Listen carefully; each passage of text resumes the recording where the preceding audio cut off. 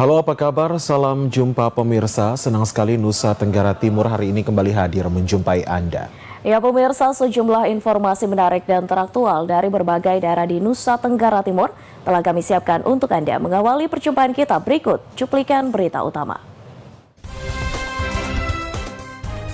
Polda NTT gelar simulasi sistem pengamanan kota jelang pilkada.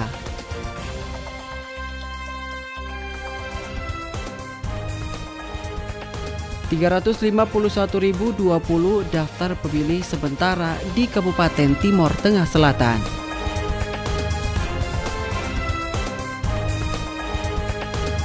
Pencarian hari ketiga korban hilang di perairan Pura belum ditemukan.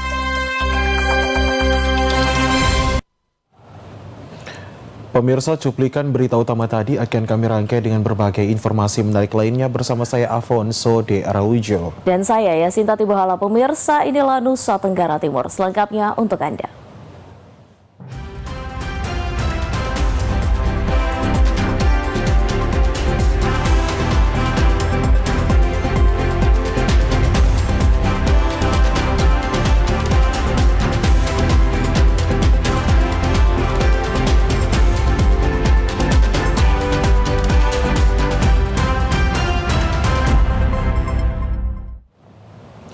Pemirsa, dalam rangka pengamanan kota menjelang pemilihan kepala daerah tanggal 27 November mendatang, Polda Nusa Tenggara Timur melakukan simulasi sistem pengamanan kota. Bertempat di lapangan Sitarda, Kota Kupang, tanggal 23 Agustus 2024, Kepolisian Daerah Nusa Tenggara Timur menggelar simulasi sistem pengamanan kota Sispam Kota. Simulasi yang ditampilkan yakni rangkaian proses pemilihan kepala daerah mulai dari pendistribusian logistik pilkada hingga terjadinya demonstrasi atas keputusan hasil pilkada. Selain itu juga diperagakan kemungkinan terburuk adanya aksi terorisme yang memanfaatkan situasi yang kurang kondusif dari proses pilkada 2024. Terlihat juga sinergitas antara Polda NTT, TNI, KPUD, dan juga Bawaslu dalam rangkaian simulasi. Kapolda Nusa Tenggara Timur, Irjen Pol Daniel Tahimonang Silitonga, selesai melihat kegiatan memberikan apresiasi kepada pasukannya atas penampilan yang dipertunjukkan cukup sempurna. Simulasi sistem pengamanan kota dalam rangka juga pengamanan rangkaian pemilu. Jadi kita saksikan tadi akibat dari persoalan-persoalan yang muncul yang terjadi dari awal, maka berekses terhadap keamanan kota. Oleh karena itu tadi apa yang kita saksikan itu rangkaian pemilu mulai dari pendaftaran pasangan calon sampai kepada penghitungan dan pelantikan itu berpotensi terjadinya hal-hal yang menimbulkan kerugian di masyarakat. Terkait pemetaan kerawanan yang akan terjadi, Daniel menyampaikan sudah dilakukan jauh-jauh hari.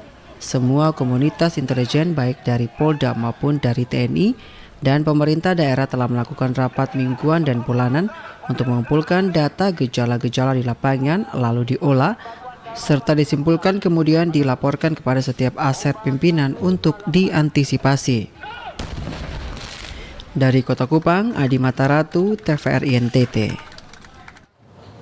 Sementara itu pemirsa, Kepolisian Resort Timor Tengah Utara menggelar simulasi pengamanan pemilu Kepala Daerah 2024 mendatang yang berakhir dengan adegan penanganan aksi ricuh terhadap massa anarkis yang berdemo di kantor KPUD setempat.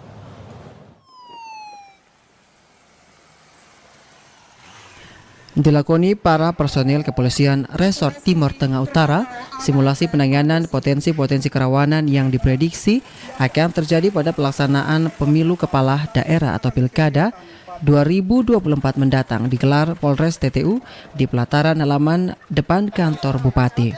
Sejumlah adegan dipentaskan dalam simulasi Sispam Kota Operasi Mantap Praja Turangga 2024 tersebut, mulai dari kegiatan patroli unit lalu lintas, Polsek dan Bimas menuju sejumlah lokasi guna membantu situasi keamanan dan memberikan himbauan kepada warga.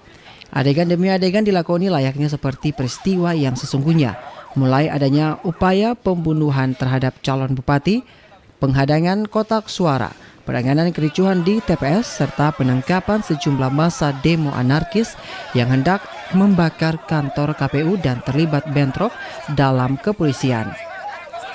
Kapolres TTU AKBP Muhammad Mukson mengungkapkan simulasi digelar nyata mungkin guna memberikan gambaran kondisi real yang mungkin terjadi nanti.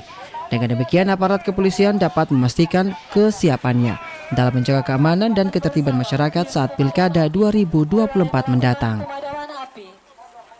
Kegiatan-kegiatan ini sengaja semuanya kami tampilkan itu dalam rangka untuk memberikan gambaran kepada seluruh personil kami bagaimana dan siapa berbuat apa dan bertanggung jawab kepada siapa pada saat terjadi suatu permasalahan di lapangan.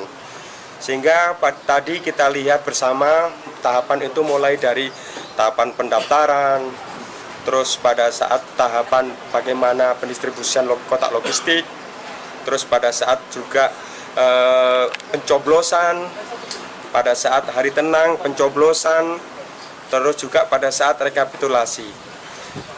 Kejadian-kejadian yang dimungkinkan timbul pada saat pelaksanaan pilkada kita juga sudah gambarkan, dan apa-apa upaya-upaya yang dilakukan Polri guna melakukan pencegahan, penegakan hukum juga sudah kita tampilkan sehingga anak buah kita, anggota kita tidak salah bertindak di lapangan. Demikian.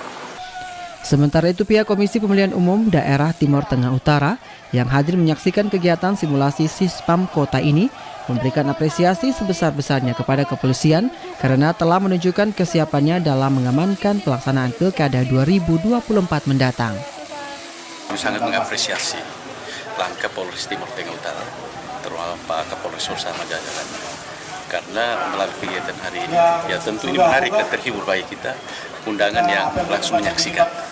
Tapi pada intinya adalah ini Polres Timur Tengah Utara sudah menunjukkan kesiapan siaganya untuk mengantisipasi terjadi konflik yang terjadi pada pelaksanaan setiap tahapan pilkada tahun 2024 di Kabupaten Timur Tengah Utara. Dan menjadi harapan besar kita bahwa pelaksanaan pilkada di Kabupaten Timur Tengah Utara akan berjalan aman dan lancar atas pengamanan penuh dari Polres Timur Tengah Utara.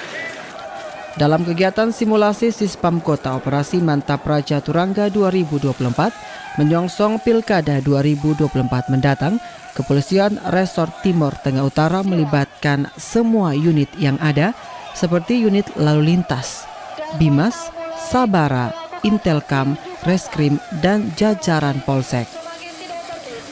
Dari Timur Tengah Utara, Joseph Praso, TVRI NTT.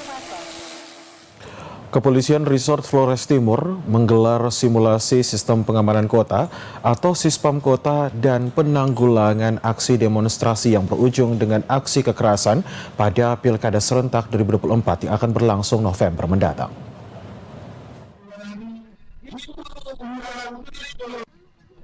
Kegiatan simulasi Sispam Kota tersebut menggambarkan pilkada serentak di Kota Larantuka, berpusat di kantor KPU Flores Timur, diwarnai aksi unjuk rasa dan aksi kekerasan antara masyarakat pendukung dengan personil Polri. Adapun sesi pertama ditampilkan pengambilan surat dan kotak suara dari PPK Kecamatan dengan pengawalan personil Polri dan TNI. Dokumen pilkada tersebut selanjutnya dibawa ke TPS 001. Pelaksanaan pemungutan suara di TPS 001 berjalan aman dan lancar, namun ketika terjadi perhitungan suara tingkat KPU Kabupaten, segerombolan pendukung mendatangi kantor KPU setempat dengan melakukan aksi pembakaran dan ban mobil di seputaran kantor KPU. Personil Polres Flotim dengan sigap mengamankan kantor KPU dengan menerjunkan tim negosiator guna melakukan langkah persuasif oleh personil Polres. Namun negosiasi tidak membuahkan hasil, kemarahan massa semakin meningkat, bahkan massa membakar ban bekas di tengah jalan.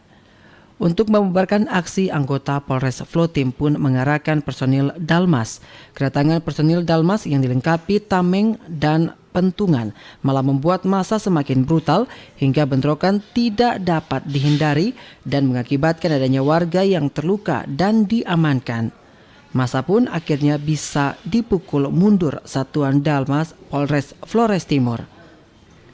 Suasana pun kembali normal. Kapolres Flotim AKBP Inyoman Putra Sandita menegaskan kegiatan simulasi Sispam Kota ini sebagai bentuk kesiapan sehingga diharapkan para personil yang mendapatkan tugas pengamanan benar-benar menjalankan secara maksimal dan sungguh-sungguh yang nantinya bertugas dalam pengamanan dapat memahami langkah-langkah yang harus dilakukan di lapangan pada saat pilkada serentak dilaksanakan. Dari Flores Timur, Patman Werang, TVRI NTT. Sementara itu pemirsa, dalam rangka pengamanan pilkada di Kabupaten Sika, Polres Sika menggelar simulasi sistem pengamanan kota atau Sispam Kota pada Kamis 22 Agustus 2024 kemarin. Kegiatan ini merupakan bagian dari persiapan menghadapi operasi Mantap Praja Sika 2024.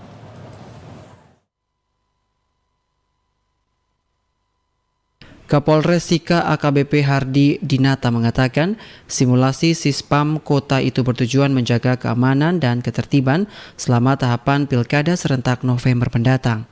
Menurutnya simulasi itu sangat penting untuk memastikan kesiapan personil dalam menghadapi berbagai potensi ancaman keamanan selama proses pilkada yang berlangsung. Dengan kegiatan itu, Polres Sika ingin menunjukkan ke publik bahwa Polri berkolaborasi dengan TNI siap melakukan pengamanan selama tahapan pilkada.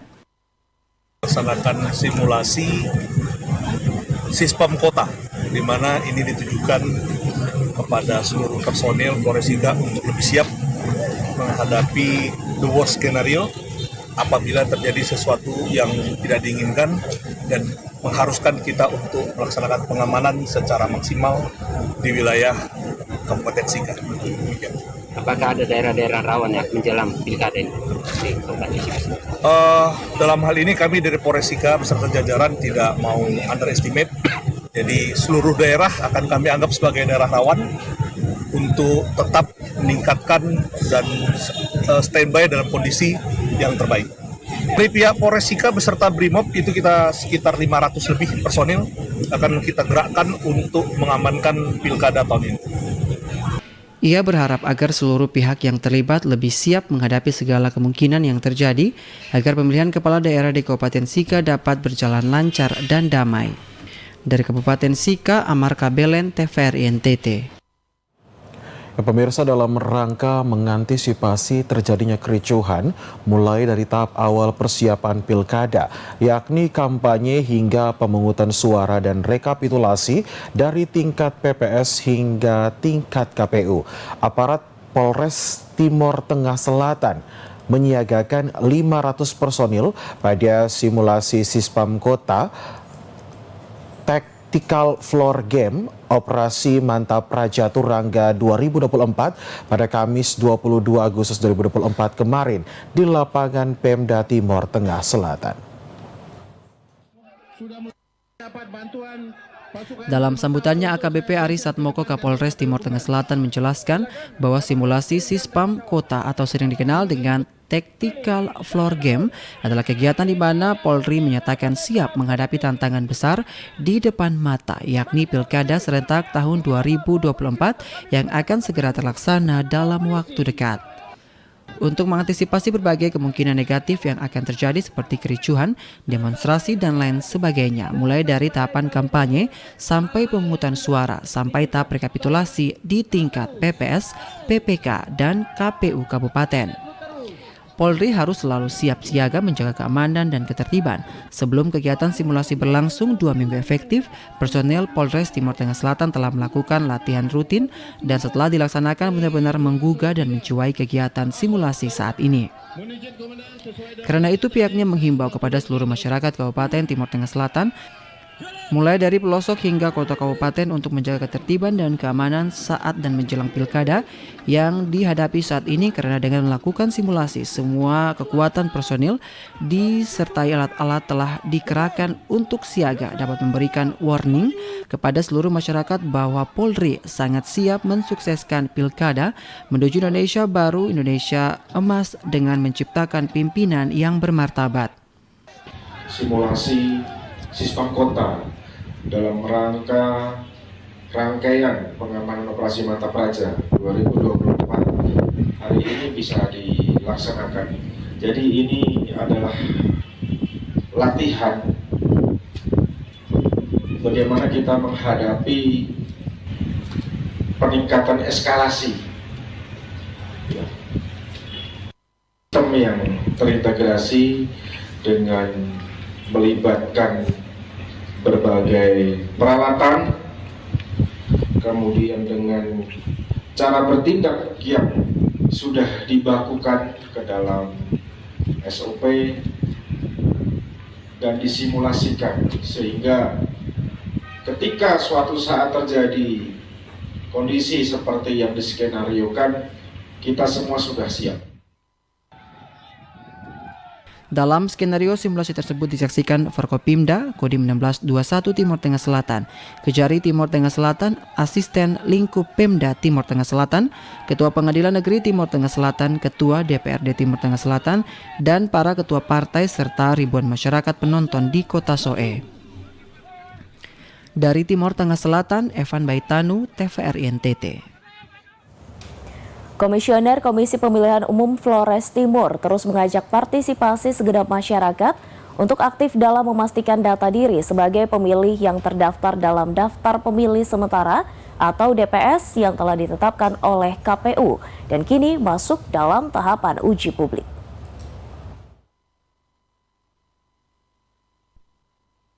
Komisioner KPU Flores Timur Stefanus Ileratu kepada TVRI menegaskan, dalam masa uji publik terhadap daftar pemilih sementara yang berlangsung sejak 18 Agustus hingga 27 Agustus 2024 mendatang, KPU terus mengajak segenap masyarakat se-Kabupaten Flores Timur agar dapat berpartisipasi aktif dalam hal ini, mulai memastikan data diri warga sebagai pemilih. Sehingga data DPS ini benar-benar berkualitas, termaksud menjaga potensi pemilih yang belum terakomodir dalam DPS. Jika ada perubahan atau penambahan data pemilih, pihaknya mengajak masyarakat untuk bertemu dengan para penyelenggara di tingkat desa kelurahan untuk difasilitasi data diri pemilih berdasarkan dokumen diri yang autentik. Hal ini dilakukan untuk memastikan orang yang telah memiliki hak pilih terdaftar sebagai pemilih dalam Pilkada serentak 27 November 2024 mendatang dan pemilih dapat terdata dengan maksimal. Untuk daftar pemilih sementara kita di Kabupaten Flores Timur, hasil penetapan di tingkat kabupaten dan juga rekapitulasi di tingkat provinsi, itu DPS kita sejumlah 210.680 pemilih dengan rincian 101.435 pemilih laki-laki dan 109.245 pemilih perempuan. Untuk DPS ini sesuai dengan jadwal tahapan dan program kegiatan di KPU Kabupaten Flores Timur, posisi DPS hari ini sedang dalam masa pengumuman. Kita sudah menurunkan salinan DPS kita ke tingkat DPS untuk dilakukan pengumuman sejak tanggal 18 Agustus sampai nanti diumumkan sampai dengan tanggal 27 Agustus tahun 2024 ini. KPU Flores Timur telah menetapkan DPS dalam Pilkada serentak 2024. Jumlah pemilih hasil pemuktahiran dan ditetapkan dalam daftar pemilih sementara. Total jumlah pemilih sementara di Kabupaten Flores Timur sebanyak 210.680 pemilih, terdiri dari 101.435 pemilih laki-laki dan 109.245 pemilih perempuan yang nantinya tersebar di 487 TPS, 250 desa kelurahan. Dari Flores Timur, Patman Werang, TVRI NTT. Sementara itu pemirsa, Komisi Pemilihan Umum Kabupaten Timor Tengah Selatan menetapkan 351.020 pendaftar pemilih sementara pada pleno rekapitulasi tingkat kabupaten dan tingkat provinsi Pilkada serentak tahun 2024. Kepada TVRI, Andi Bresli Funu, Ketua KPU Kabupaten Timor Tengah Selatan, menjelaskan bahwa setelah kegiatan pencoklitan di tingkat desa kelurahan, maka KPU Kabupaten Timor Tengah Selatan menggelar pleno rekapitulasi daftar pemilih sementara dengan jumlah pemilih sementara sebanyak 351.020 daftar pemilih sementara, terdiri dari laki-laki 171.813 pemilih dan perempuan 179.201 pemilih sementara. Hasil tersebut kemudian diplenokan di tingkat provinsi. Data yang diperoleh tidak ada perubahan, sehingga tahap selanjutnya saat ini KPU mengeluarkan pengumuman melalui badan ad hoc yang dibentuk di tingkat desa kelurahan untuk menyebarluaskan informasi kepada masyarakat. Jika ada masyarakat yang belum terdaftar dan atau pindah tempat tinggal atau meninggal dunia, agar segera didata dan mendaftarkan diri menggunakan KTP elektronik dan kartu keluarga melalui badan ad hoc tingkat desa kelurahan, agar kesempatan 10 hari kesempatan penyebaran informasi semuanya dinyatakan sudah siap untuk diplenokan dan ditetapkan dalam daftar pemilih tetap pada bulan September 2024 mendatang. Setelah penetapan di kabupaten, kita lanjut ke provinsi. Jadi kemarin berdasarkan masukan, rekomendasi dan lain sebagainya dari peserta dalam hal ini dari partai politik, dari Bawaslu, dari pihak terkait yang hadir, itu tanggal 16 itu secara provinsi sudah ditetapkan dan masih yang sama, tidak ada perubahan untuk sementara DPS untuk Kabupaten Timor Tengah Selatan sebanyak 351.020. Ia menambahkan bahwa penyebaran informasi mulai dari tanggal 18 Agustus 2024 dan akan berakhir tanggal 27 Agustus 2024. Selanjutnya KPU akan menyiapkan dokumen untuk melangsungkan proses pendaftaran calon kepala daerah dan wakil kepala daerah mulai dari gubernur, wakil gubernur, bupati dan wakil bupati yang berlangsung tanggal 27 Agustus sampai dengan 29 Agustus 2024 pekan depan. Dari Timor Tengah Selatan, Evan Baitanu, TVRI NTT.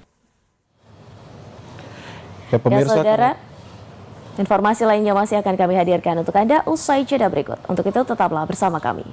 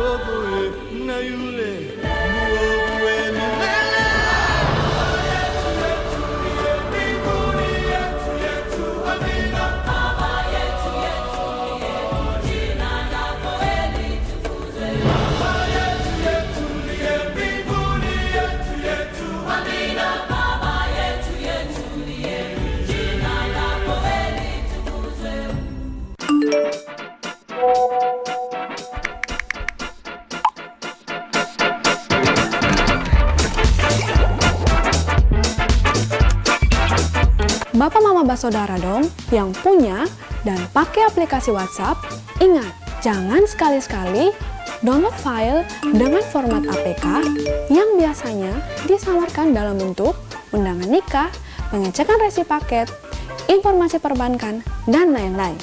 Itu adalah modus penipuan online baru yang dapat mencuri data pribadi Bapak Mama Basodara dong. Lebih parah lai, data tersebut dapat digunakan untuk menguras kartu saldo m-banking atau saldo e-wallet. Jadi, Kalau dapat pesan mencurigakan, langsung hapus dan blokir nomor tersebut.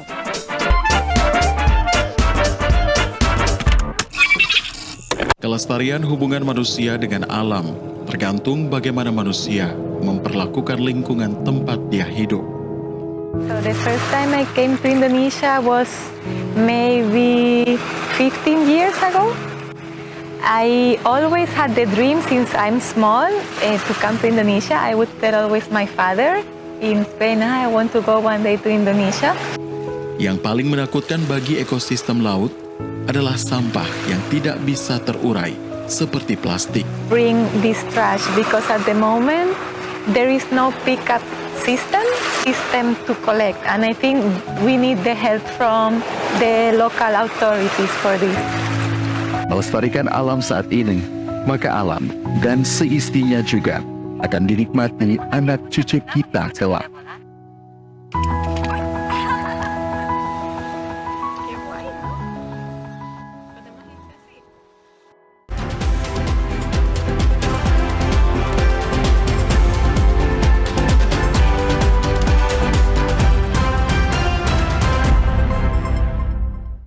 Pemirsa, terima kasih Anda masih bersama dengan kami di Nusa Tenggara Timur hari ini. Kita ke informasi lainnya, pemirsa, memasuki musim kemarau. Masyarakat sangat kesulitan mendapatkan air bersih untuk kebutuhan hidup sehari-hari. Sehingga banyak yang harus mengkonsumsi air sungai. Hal inilah yang mendorong aksi kemanusiaan bagi masyarakat Desa Ngara oleh anggota DPR RI Juli Sutrisno Laiskodat untuk menyediakan sumur bor demi pemenuhan kebutuhan air bersih bagi masyarakat.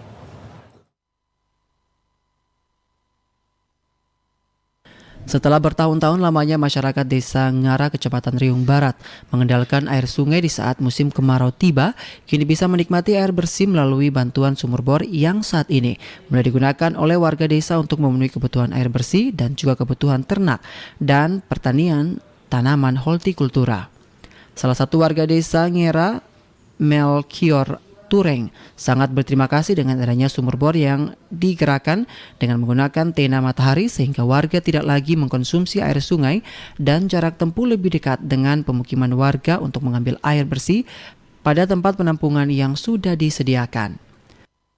Senang karena kalau sudah resmi berarti itu usaha sarana air bersih di Desa Ngara, berarti kami percaya akan lancar ke depan, kami masyarakat akan nikmati sarana air bersih. Kami sebagai masyarakat kecil sangat senang atas kerjasama pemerintah, perhatian pemerintah bersama wakil rakyat, baik di daerah maupun di pusat. Itu ada usaha untuk meningkatkan kesejahteraan rakyat. Staf ahli DPR RI Jenner Ellison Bana menjelaskan bahwa terkait kerjasama dengan PTT Export and Production, Indonesia akhirnya bisa menghasilkan air bersih bagi masyarakat melalui sumur bor yang kini sudah bisa dinikmati oleh warga Desa Ngara, khususnya di musim kemarau, sehingga pemenuhan air bersih bagi warga tetap terpenuhi dengan baik. Kita tahu persis bahwa Desa Ngara ini desa yang sangat kesulitan air. Oleh karena itu, apresiasi ini memang tak henti-hentinya kita sampaikan kepada PTTP karena niat baiknya, niat sosialnya untuk membantu Desa Ngara. Mungkin untuk ke depan kita akan berupaya dengan teman-teman stakeholder yang sering bekerja sama dengan kami untuk mengupayakan fasilitas-fasilitas penunjang lainnya, misalkan pipenisasi dan lain sebagainya, karena sumber air ini cukup jauh dengan pemukiman masyarakat. Oleh karena itu kami berharap bahwa upaya-upaya kami ke depan itu Tuhan buka jalan sehingga ada fasilitas pelengkap pipanisasi yang bisa sampai minimal dekat ke pemukiman masyarakat sehingga akses air bersih ini boleh dimanfaatkan secara baik. Pemanfaatan sumur bor bantuan anggota DPR RI sangat bermanfaat bagi masyarakat untuk menjaga kualitas kehidupan tetap sehat melalui air bersih sehingga diharapkan dapat dimanfaatkan dengan sebaik-baiknya. Dari Kabupaten Ngada, Lexi Nunu, TVRI NTT. Pemirsa, untuk menunjang kelancaran proses belajar mengajar di Sekolah SMP Negeri 4 Langke Rembong, pemerintah daerah Manggarai Barat memberikan alokasi dana bantuan sebesar 2,2 miliar rupiah lebih untuk membangun 4 paket proyek besar.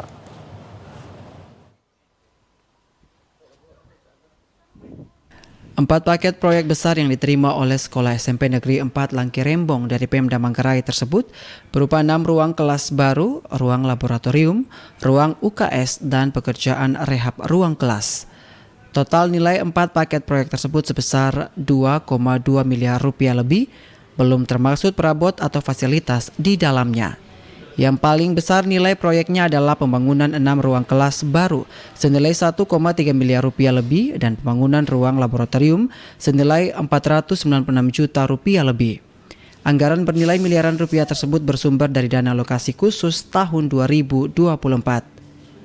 Wenceslaus Resmanian, Kepala Sekolah SMP Negeri 4 Langke Rembong Kabupaten Manggarai, mengungkapkan rasa terima kasih atas perhatian dari pemerintah pusat hingga Pemda Manggarai tersebut kondisi di sekolahnya. Karena selama ini sekolahnya kekurangan ruang kelas sehingga pembelajaran dilakukan shift pagi dan sore.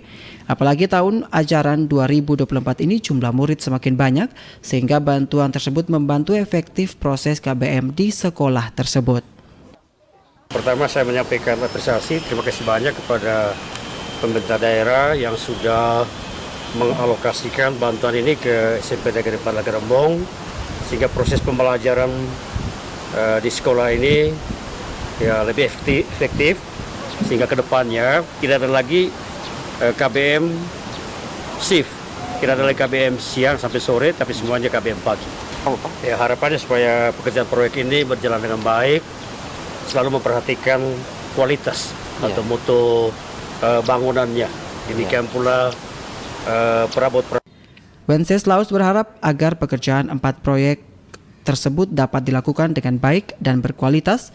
Demikian juga fasilitas di dalamnya yang berkualitas sehingga dapat bertahan lama.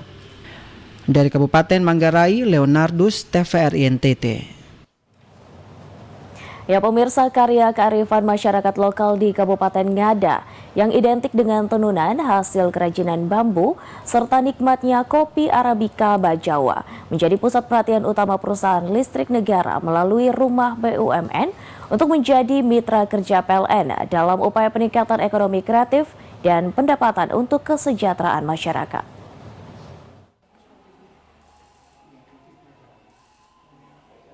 Rumah BUMN Perusahaan Listrik Negara di Kabupaten Ngada merupakan inovasi terbaik PLN dalam membangun kerjasama dengan pelaku usaha kecil dan menengah yang bergerak di bidang tenunan, pengelolaan bambu, serta produksi kopi Arabica Bajawa. Rombongan PLN Unit Induk Wilayah NTT ke Rumah BUMN Bajawa menandai kebangkitan ekonomi masyarakat, pelaku usaha yang berbasis pada pemanfaatan potensi lokal untuk dijadikan sumber penghasilan ekonomi bagi kesejahteraan masyarakat. Pengelola rumah BUMN PLN Bajawa, Markus Lina, sangat mengharapkan bantuan perusahaan listrik negara untuk selalu membuka ruang bagi upaya pemasaran dan peningkatan ekonomi pelaku usaha agar pendapatan dan peningkatan masyarakat di Kabupaten Ngada bisa meningkat berkat kerjasama PLN dengan pelaku usaha kecil dan menengah. Dengan JM pada hari ini kami merasa berterima kasih sekali, ya sangat berterima kasih karena ini merupakan support yang sangat luar biasa terhadap pengelolaan kami di rumah BUMN ini. Nah, sehingga kami mengharapkan bahwa program TJSL dari PLN ini akan tetap berlanjut, ya tetap berlanjut. Nah, sehingga bisa mengakomodir semua kegiatan yang ada di sini. Lalu menjadi kendala kita di sini adalah memang SDM para pelaku UKM yang terus setiap hari kita berkumpul memberikan support, pelatihan dan pembenahan. GM Unit Induk PLN Wilayah NTT Arjun Kari menjelaskan bahwa kehadiran PLN tidak hanya fokus pada upaya pemenuhan akan listrik bagi masyarakat tetapi lebih pada upaya untuk peningkatan ekonomi masyarakat berbasis karya kearifan lokal. Dengan banyak tersebut ada 3 hal. Yang pertama, PLN punya komitmen untuk salah satu program CSR-nya adalah melakukan empowering community. empowering itu memberdayakan. Salah satu prosesnya adalah masyarakat diberdayakan, masyarakat bisa menghargai kearifan lokal, sumber daya yang ada, dan kemudian diolah dan bisa bernilai ekonomis. PLN membantu, yang pertama membantu pendidikannya, cara pengolahannya, mengedukasi, yang kedua alat-alat untuk mengolahnya, dan yang terakhir PLN membantu untuk melakukan upaya-upaya marketing atau pemasaran. Termasuk salah satunya adalah menyediakan gedung ini adalah tempat untuk memasarkan. Yang pertama, yang kedua, PLN selalu sustain komitmen untuk melakukan pembinaan dan melakukan koordinasi sinergi dengan semua pihak untuk melakukan pembinaan dengan potensi-potensi yang ada di setiap desa. Kehadiran rumah BUMN perusahaan listrik negara merupakan berkah bagi pelaku usaha kecil dan menengah agar dapat menghasilkan produk unggulan serta mendapatkan pemasaran yang baik bersama PLN untuk pertumbuhan ekonomi kreatif masyarakat itu sendiri. Dari Kabupaten Ngada, Lexi Nunu, TVRI NTT. Kita ke informasi lainnya pemirsa, meski sebagian ruas jalan Oben Bone secara swadaya telah diperbaiki oleh siswa dan guru bersama dengan beberapa warga yang peduli, tetapi ruas jalan tersebut masih sulit diakses oleh warga. Awal Agustus 2024 lalu, beberapa siswa dan guru SMA Negeri 2 Nekamese secara swadaya melakukan aksi perbaikan ruas jalan Oben Bone, tepatnya di Desa Usapi, Sonbai, Kecamatan Nekamese. Swadaya tersebut merupakan hasil sumbangan dana yang dikumpulkan dari siswa dan guru, kemudian dana yang berhasil dikumpulkan digunakan untuk membeli material sirtu gunung jenis tanah putih untuk penambal ruas jalan Oben Bone di Desa Usapi, Sonbai yang rusak. Aksi tersebut sempat menarik perhatian warga setempat untuk ikut terlibat dalam menambal jalan yang rusak. Kendati demikian, hasil perbaikan jalan tersebut dirasa belum cukup karena masyarakat masih kesulitan mengakses ruas jalan Oben Bone, terutama saat membawa potensi pertanian, perkebunan, peternakan, dan kelautan ke Kota Kupang untuk dijual. Untuk itu ia meminta pemerintah untuk memperhatikan ruas jalan tersebut seperti disampaikan Luther Nesi, tokoh masyarakat Desa Taloitan, saat bersama siswa dan guru melakukan perbaikan ruas jalan tersebut.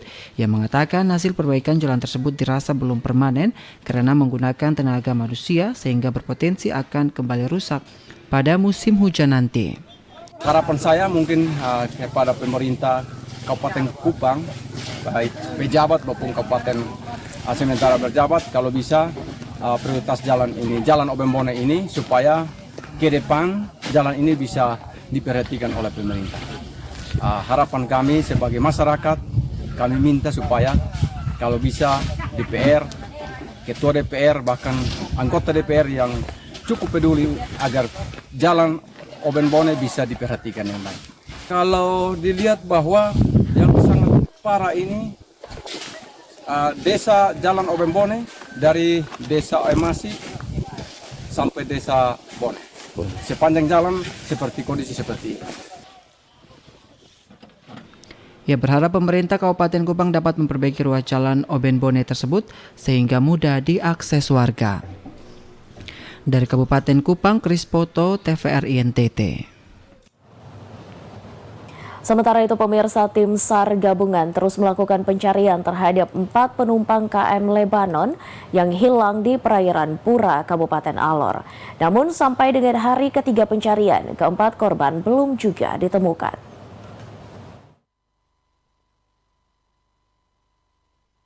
Kepala SAR Momere Supriyanto Rituan mengatakan pencarian hari ketiga masih nihil dan proses pencarian akan terus dilanjutkan. Menurutnya, selain menggunakan speedboat, tim SAR gabungan juga melakukan penyelaman di sekitar lokasi kejadian dengan kedalaman 25 meter dan snorkeling di permukaan air. Saat tenggelam, kapal motor Lebanon memuat 23 penumpang, 19 ditemukan selamat dan 4 lainnya dalam pencarian. 4 penumpang yang belum ditemukan itu, 3 diantaranya anak-anak. Dari Kabupaten Sika, Amar Kabelen, TVRI NTT. Walau pembelian tiket secara online sudah diberlakukan, pihak PT ASDP Ferry Cabang Kupang mengakui masih ada praktek calo pembelian tiket di terminal pelabuhan penyeberangan Bolok.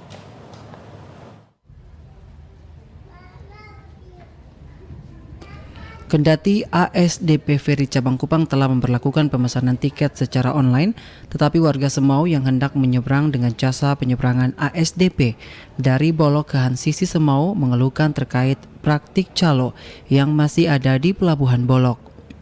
Terkait masih ada praktik calo tersebut, manajer usaha ASDP Ferry Cabang Kupang, Ramlan Iyang, mengakui bahwa benar masih ada praktik calo di Pelabuhan Penyeberangan Bolok.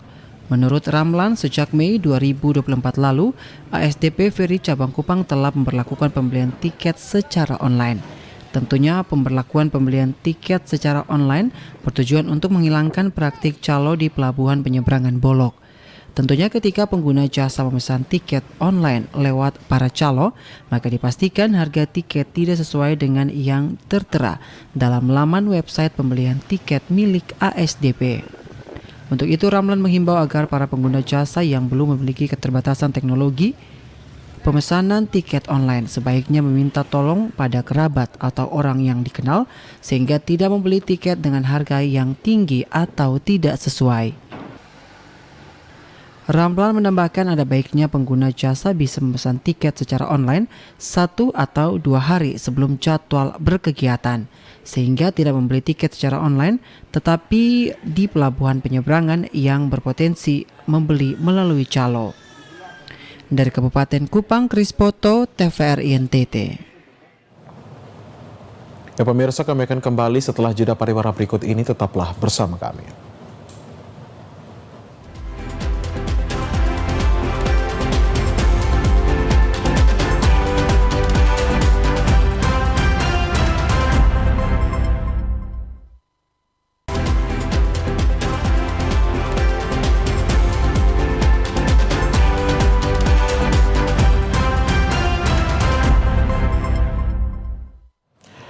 Pemirsa, terima kasih Anda masih bersama dengan kami di Nusa Tenggara Timur hari ini. Kita ke informasi lainnya, pemirsa. Pekan Olahraga Daerah atau Popda 3 Kabupaten Timur Tengah Utara telah resmi ditutup. Perhelatan olahraga khusus pelajar ini merupakan ajang pembibitan atlet-atlet muda daerah yang diharapkan ke depan nanti dapat mengharumkan nama Kabupaten TTU di tingkat nasional maupun internasional.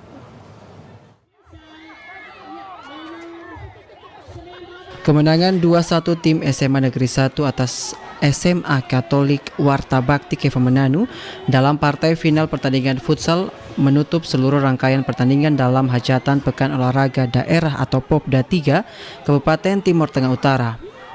Berlangsung kurang lebih 3 pekan, Popda di Kabupaten TTU ini diikuti sebanyak 145 sekolah tingkat SD, SMP, dan SMA.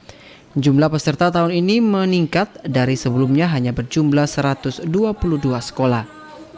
Kepala Dinas Pemuda dan Olahraga Dispora Kabupaten Timur Tengah Utara, Hieronymus Bana, mengungkapkan perhelatan olahraga pelajar ini digelar sebagai ajang pembibitan atlet-atlet muda daerah di mana Kabupaten Timur Tengah Utara telah dikenal sebagai gudang atlet berprestasi bukan hanya di tingkat provinsi dan nasional tetapi juga internasional. Maka itu potensi ini perlu didukung semua pihak termaksud pihak sekolah. Setiap anak itu sudah memiliki talenta yang diberikan oleh Tuhan. Sehingga dari dinas kita tidak bisa membiarkan, tetapi bagaimana kita membuat satu program untuk anak-anak ini bebas berkreasi, khususnya mengembangkan minat dan bakat.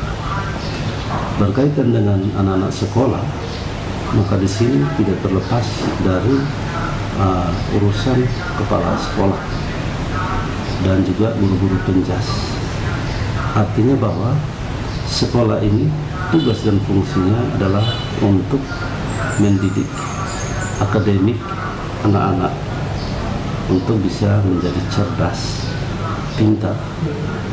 Akan tetapi kita juga harus melihat bahwa tidak serta-merta kita cerdas, pintar, lalu tidak sehat. Nah, hal senada juga disampaikan Bupati TTU Juandi David yang menutup secara resmi kegiatan Popda 3 tahun 2024. Apresiasi dan rasa bangga diungkapkan Bupati Juandi David karena TTU berada dalam urutan kedua kabupaten terbanyak mengirimkan atletnya memperkuat tim PON Provinsi NTT berlaga di PON ke-21 Aceh, Sumatera Utara.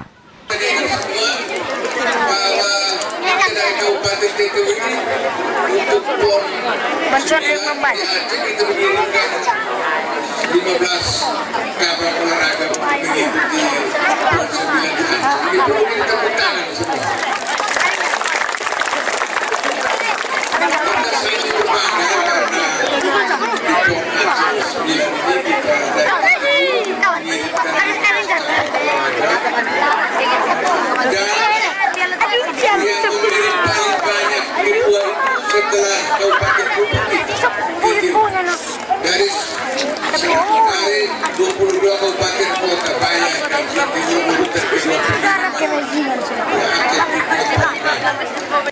Pelaksanaan Popda 3 2024 Kabupaten Timur Tengah Utara menghadirkan 6 cabang olahraga yaitu atletik, sepak bola, futsal, basket, bola voli, dan bela diri Kempo.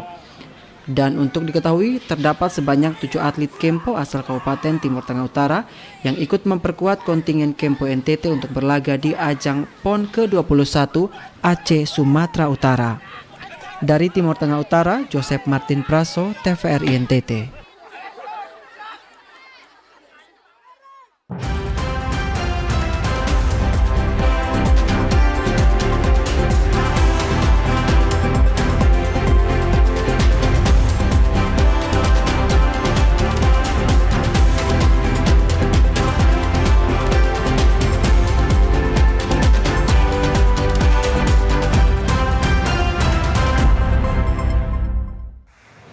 Saudara, informasi tadi sekaligus mengakhiri perjumpaan kita hari ini.